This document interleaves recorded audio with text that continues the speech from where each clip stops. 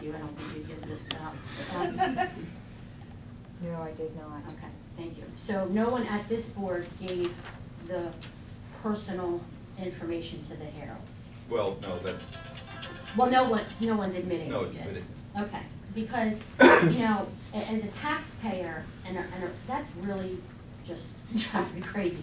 As a taxpayer and as a person who really loves Rising Sun, I want to make sure that, you know, if someone who is an important employee of the town were to leave and we would need to fill that position, it affects me if we can't fill that position due to publicity or things that are written in the paper or whatever. So I just kind of wanted to ask those questions, and you know. And the other, that was my first thing. The other thing is I was interested to find out what was being done regarding to the additional police. With the additional police, we were the one meeting we talked about hiring additional police officers. We did give the police chief the authority to interview and make recommendations for hiring. He is not here tonight, so I could not address that at this point. But that was given to him to go ahead and hire. I've had a couple emails on my Facebook asking me because of, I guess, the robberies and things like that took place. So I just wanted to get accurate information. Is that your area of responsibility, Ms.? Pardon me? Is that Oh, your for the, area of responsibility? just real quick for the robber, I got him the other night. You did? Yes. Thank you. Okay. Congratulations, thank you All very right. much. I think the reason she's speaking is because I was not here tonight, they discussed it, so I can't. That's correct. Yeah, that's all it was, yeah. Okay. The chief has told me he's been given authorization to do it. Okay, I just wanted to know, because I had like 2 people email me to find out. What meeting was Back It in was one you attended. December. First meeting in January, maybe? We do have them on tape as well. it? Okay. Oh. And Mr. Fisher, Okay. Continue. Mayor Fisher, I have to ask this because, again, I'm like a watchdog on the neighborhood that I live in because of the debacle that happened before. And I've received words that that you have been in contact with George Beer regarding finishing my development. George Beer called me. I didn't call George Beer, no. But you did discuss with him finishing my development after the funding was taken away from him and everything? No, he called me and threatened me. He called you and threatened you. Okay. That's the extent of it. So you haven't been talking to him regarding building $100,000 townhomes No, in that area? absolutely Okay. not. I just wanted to check. The other thing, on a positive note, I'm very excited because I just said, I live in Rising Sun. I absolutely love Rising Sun. And I hope that through everything that we can move forward in a positive direction, that we can save our town. I mean, you know, that we can really, you know, everyone, we've all want this, a little bit of both worlds. We want Rising Sun to stay preserved, but we want it to just kind of grow just a little in a positive way that will sustain it for years and years and years. That being said, I'm very excited to announce that we actually have American eagles nesting in the trees that line Sunoco, where the field is. There's Sunoco is there. And they are also nesting in the trees that line the railroad tracks. So that's kind of a big deal because I know at one point they were in extinction and I'm a little bit of a watcher. So I just wanted to put something positive out there to everyone.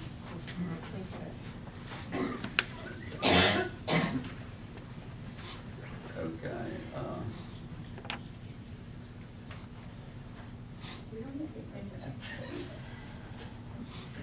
Griffin, have you changed your mind? No, I wasn't sure. I was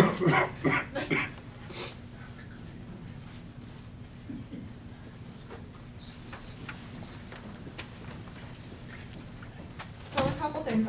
Having been 19 and moving out on my own, and I've doing the hard way about provisional ballots. They're actually very, very easy to use. So if anyone has any complaints, there shouldn't be any. They give you the paper, you fill it out, you turn it back into them, that's all there's to it. And the change of address card, if there's any questions, I have one on my person. Your date of issue is on the top right corner, so they can verify a date that way.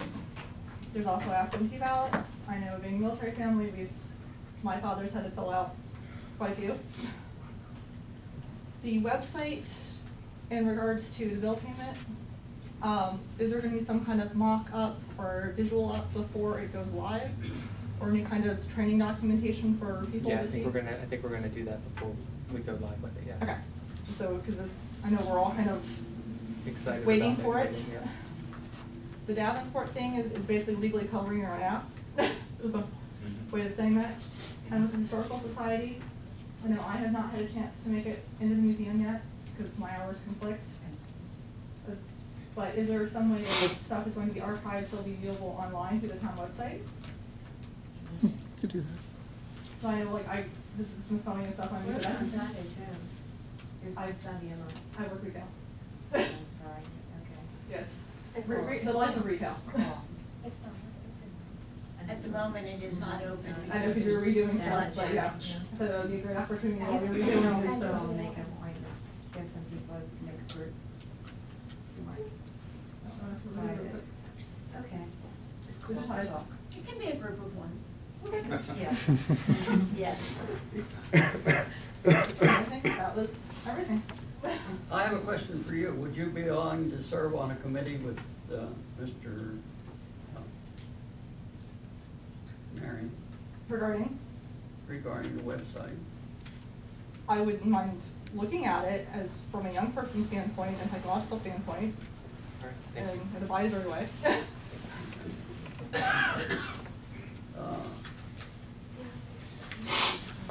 Tom Delaney must have gotten tired of math.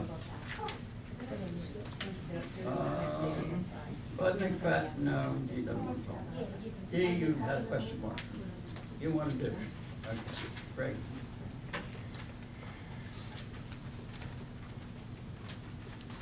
I will be brief. Two things. In the discussion about voter registration, resolution 2013-04, one of the things that was mentioned was that voters will register through registering at the county. I want to make sure, and that there won't be any local registration anymore. Please make sure you realize that anyone who does not vote at the county or state level for 2 cycles is dropped. So anybody in town who does not want to vote at the county or the state level or the federal level, if you do not vote in those elections, even though you were registered, your name will be dropped and you will not be able to vote in a town election, because you'll no longer be on the roll that you're going to get from the county. I didn't know that. Yes, if you do not You have vote to in 2 re-register. cycles, your name is dropped. When you do your driver's license too, you could have an option to automatically re-register as well. When you renew, Your driver's license. Yeah. Mhm. A lot of people don't have driver's licenses, so they just have IDs. Okay, but for folks who do, it's another way. so just, people need to be aware, if you choose not to vote in the general elections, you're gonna need to make sure you keep your registration current with the county to be able to vote in the town. I'm gonna start this statement with, back in the day, the mayor and the majority, if not all, of the town commissioners were members of the Historic Commission. Nice. I think every commissioner was a member of the Historic Commission. I'm disappointed that not a single one of you has ever attended a meeting, with the exception of Mayor Fisher, who came to our most recent meeting. I've never seen you at anything, nothing. There's been no interest. Not any interest to find out anything. It's kind of a moot point now because you already went ahead and did your thing. But there were some statements that were made tonight. Tom talked about some of them then after the fact, and some of the things that he said I agree with, some of them I don't agree with. But there were some things that were said that are so far from the current state of the Historic Commission that it is apparent that none of you are paying attention to what's happening in that commission, and that's very unfortunate. Thank you. Okay, and Jeff.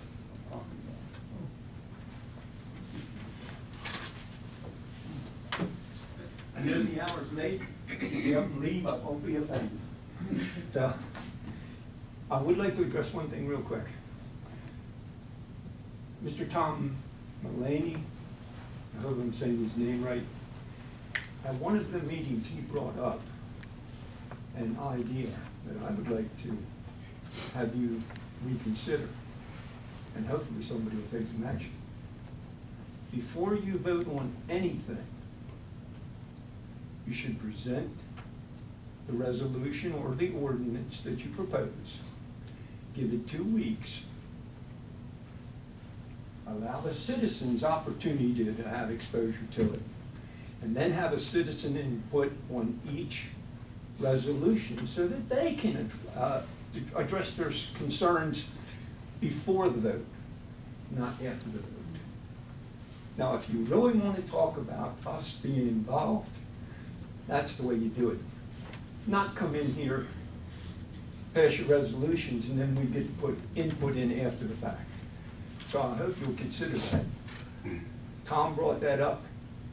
I'll give him the credit for inspiring me, and I hope you'll really think about that, because that would be evidence that you really are sincere about citizen input, particularly on these particular issues. So, it looks long, real great print because I can't see very well.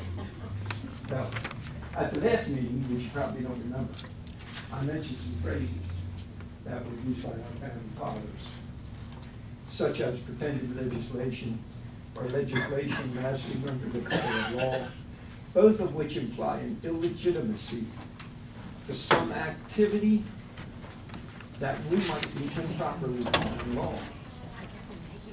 The founding fathers had a view of law that recognized the hierarchy of the law. That simply meant that local law would not conflict with state law, and neither would conflict with the state constitution. State laws and constitutions would not conflict with the U.S. Constitution. And no law would be legitimate if it was out of harmony with the universal law, and that is God's written word, the Holy Bible.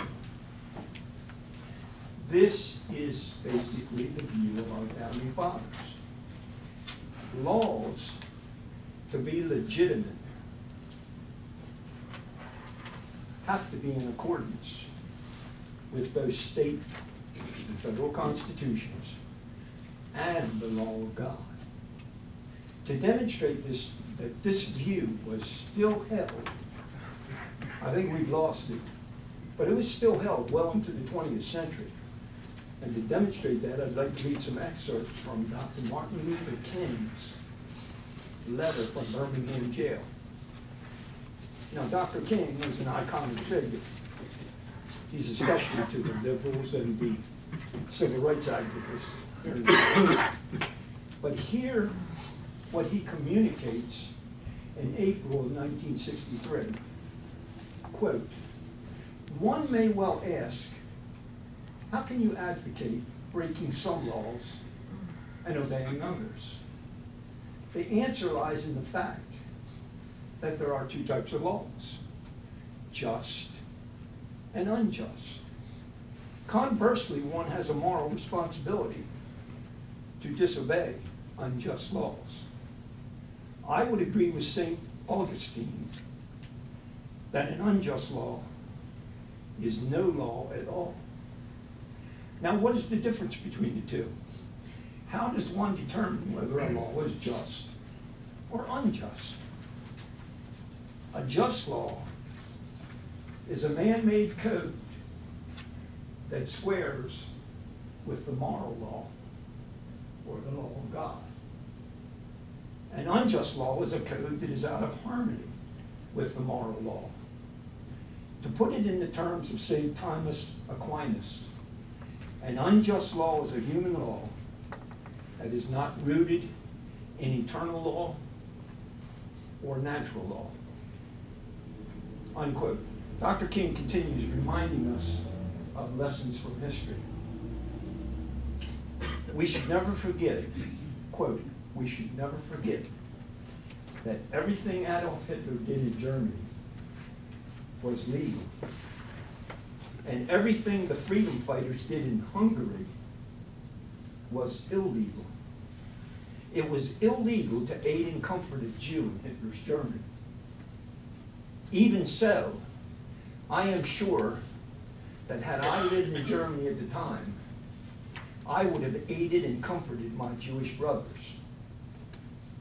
If today I lived in a communist country where certain principles dear to the Christian faith are suppressed, I would openly advocate disobeying that country's anti-religious laws. Unquote. Dr. King was at the time involved in the desegregation integration struggle. Nevertheless, his reasoning transcends any solitary issue because he appeals to universal truths that are applicable to a much broader array of moral and legal issues. And he is certainly advocating the importance of God's law in determining the justness of any law. I think it might be instructive to hear Dr. King's view of the church in his day. Quote, yes, I see the church as the body of Christ. But oh, how we have blemished and scarred that body through social neglect and through fear of being nonconformist.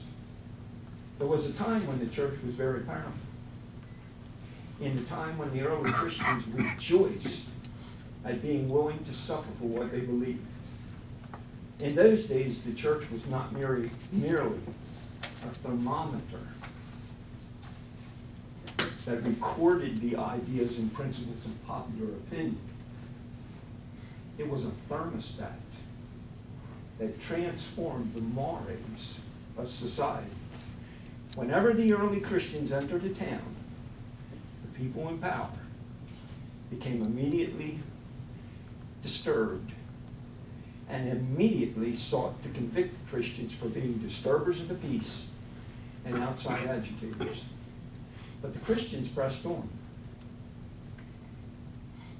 in the conviction that they were a colony of heaven, called to obey God rather than man. Small in number, they were big in commitment. They were too God intoxicated to be astronomically intimidated.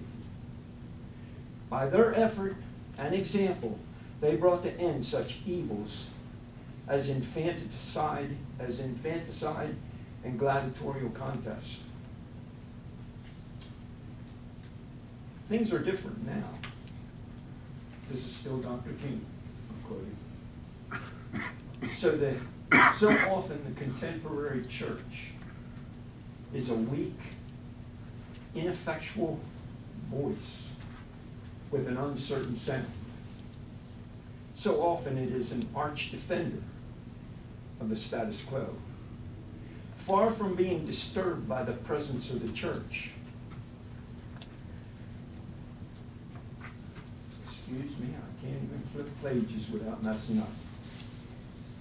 Far from being disturbed by the presence of the church, the power structure of the average community is consoled by the church's solemn and often even vocal sanction of things as they are. Sounds more like our present day to many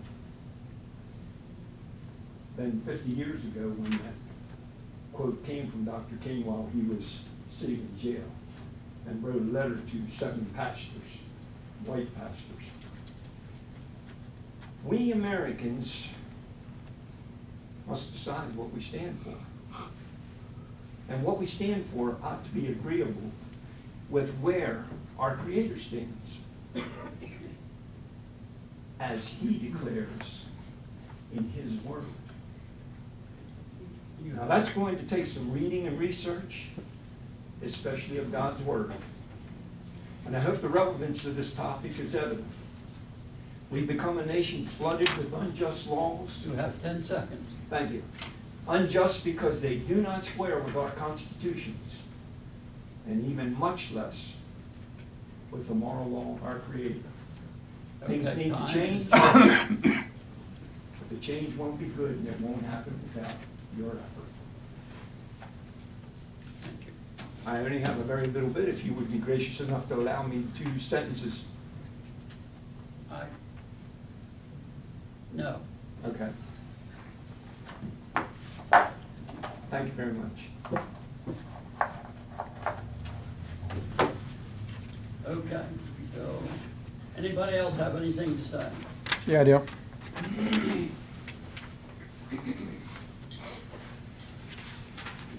Vince Sammons from Rising Sun, not inside town limits.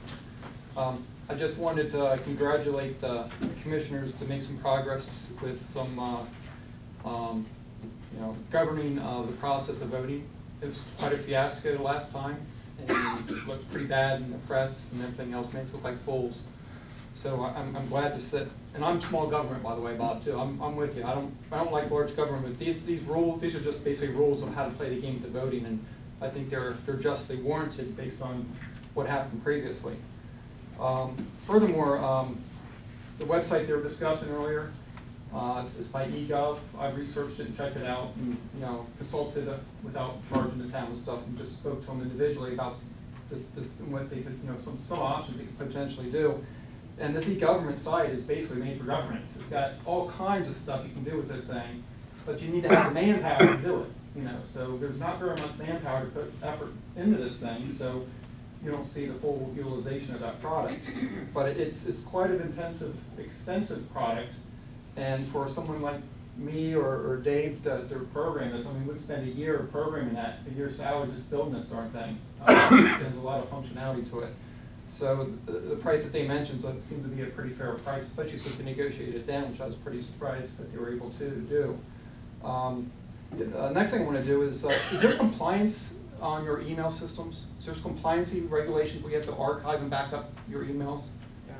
I propose that you guys subpoena your sent email boxes of every individual that uses your mail system and investigate to find out where this leak is. I think it's atrocious. I think it's undermining the town. I think it's awful. And the townspeople's, sending out this information about sealed records that shouldn't be disseminated. And I think you guys should make a motion tonight to subpoena email records and get to the bottom of it instead of letting this keep on going. How are we going to let this happen before somebody does something about it? I highly recommend you guys do something about this and put a stop to it, because some other information might get out that might be a little bit more revealing and maybe affect the lawsuit as well. So that's all I have to say. Thank you. Thank you. Anybody else? If not, I'll entertain a motion for adjournment. I make a motion, we adjourn. I second. Moved and seconded, we adjourn. Thank you. Thank you all for coming.